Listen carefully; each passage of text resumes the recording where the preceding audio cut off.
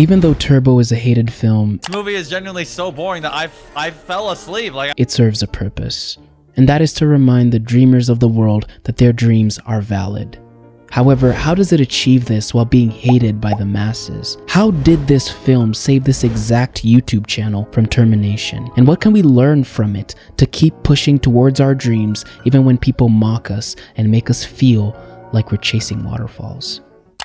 In the beginning, we're introduced to Turbo, a little garden snail with a dream. Everybody's got that one thing that makes them happy. For me, it's terrifying, blazing speed. How ironic is it that the world's slowest animal dreams of going fast? An impossible feat in real life, but in regards to us, it works as a wake-up call. To dream beyond our wildest dreams and put no limits on what we can and want to achieve. If a snail can cook up a dream to move fast, I don't think you wanting a better life is as far-fetched as you might think, regardless of where you come from, in the words of Barack Obama. Yes, we can. Turbo works at a tomato farm. This, of course, was meant to simulate a 9-to-5 that Turbo absolutely hates. And so begins another wonderful work week at the plant. I'm not here to talk bad about 9-to-5s. They're great, but they're not meant for everyone, especially the dreamers. Because why should they slave away for 40 hours a week to build someone else's dream while they already have theirs? Vocally, he commentates about his race. In his mind, he's on an Indy 500 track, away from the rotten tomatoes and the nonsensical grind. But to the snails watching, they laughed and mocked him, shutting down his dream while they condescendingly cheered him on. His brother Chet tries to talk him out of his dream. If you just quit it with the speed stuff. I can't help it. It's in me. What a powerful line. When you know that you were meant for something greater than what you see and try to live your life in accordance to that vision, people will judge you, and that is a guarantee. But reminding yourself that this is who you are unapologetically, even if to some you look like an idiot. The sooner you accept the dull, miserable reality of your existence, the happier you'll be. You also must realize that some people out here are coping just like Chet, and they themselves are not happy with their lives, and maybe they don't even have dreams of their own. And once they see you trying to make something of yourself, they get jealous, or they try to put their limitations on you because maybe once they tried and they failed. So stay true to yourself. Don't ever let somebody tell you you can't do something. People can't do something themselves. They want to tell you you can't do it. When Turbo was watching his racing idol Guy Gagné, said some very powerful words that planted a seed in Turbo. When the coveted tomato Big Red finally fell from the tree into the grass, the snails were happy. But there was one problem. It was gardening day, and the lawnmower stood between them and Big Red. So they quit and went back to their lives, but not Turbo. He echoed the words of his idol and said, There comes a time in every race when a driver is forced to make that one key split-second decision. Meaning that there comes a time in life where you have to take a stand and fight for what you believe in. Take a chance and risk it all, or play it safe and suffer defeat. Take a chance on yourself or live your whole life bitter with regret. So Turbo tried. He took a chance, risking his life to get to that tomato, inching as fast as his body could go, remembering Guy Gagné's words. To him, he was on a track, leaving his competition in the dust, and the finish line was Big Red. But unfortunately, he fell short, and the mower almost took him out if it wasn't for his brother's quick thinking. Then came the eyes, and with the eyes came shame. I'll let Denzel Washington explain this one. You will fail at some point in your life. Accept it. You will lose. You will embarrass yourself. You will suck at something. There's no doubt about it. Because it's through those failures that the dream is tested, and you show how bad you really want it.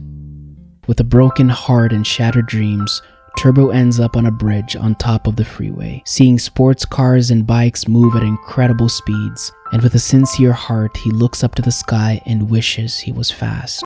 And he ended up getting sucked into the hood of a car where he was exposed to nitrous oxide, which in turn gave him super speed. Hey yo, what the fuck? Please don't pay too much attention to this, let's just focus on the message. Through this newfound ability, he saves his brother from the crows, and that's where he meets Tito! Through Tito, Turbo also had something special. and that is someone who believed in him. And not only Tito, but also the city snails around him, where they hijacked a bus just so people could see how fast he was, and convinced Tito's friends to support him so he could take Turbo to the Indy 500. So surround yourself with people who push you towards your dream, not away from your dream. What happens if you wake up tomorrow and your powers are gone? This really stuck with me. I thought of it as, what if the opportunities and resources that you have now that can help you grow your dream cease to exist, and you never use them? Say something like time, that's an invaluable resource and can't be bought. The answer is very simple, and that is, Then I better make the most of today. live each day as if it were your last. In the beginning of the race, Turbo has what we call stage fright. He got what he wanted. His dream came true, and he's now racing at Indy 500. But the pressure, the fear of a snail racing against cars was too much, and the first few laps were very uneventful. Until his friend stepped in and gave him that boost of encouragement to snail up, and this was the positive nudge Turbo needed, because he came back with a vengeance, passing under cars, passing cars over the walls, and dodging obstacles like an absolute legend, until he got to Guy Gagné, where he suffered an unfortunate crash. Tito and the crew decide to pull him from the race for his own safety, but Turbo remembers Big Red, and Tito says to him, "We got this far. It's good enough." No, it's not. This is the scene that saved my YouTube channel. After 5 years of grinding to 3,000 subscribers on my first channel, then losing it, and this new channel getting very little views after I poured my heart into every video, I was so ashamed to even tell people I do YouTube because I had nothing to show for it. My classmates were graduating and getting jobs and families. I, on the other hand, got dumped by my girlfriend, and this YouTube dream was slowly dying. I wanted it all to stop, if you catch my drift. And I came so close to doing it too. However, just before I pulled the plug on this channel, I watched this film again. I promised myself that this is not how my story ends. Well, unfortunately, due to Guy Gagné's narcissism, which caused a massive crash on the track, injuring Turbo, the race was put to a screeching halt. And Turbo was just inches away from victory, but due to the fact that he was injured and he lost his powers, he gives up and hides in his shell. This is so symbolic. Michael B. Jordan said it best.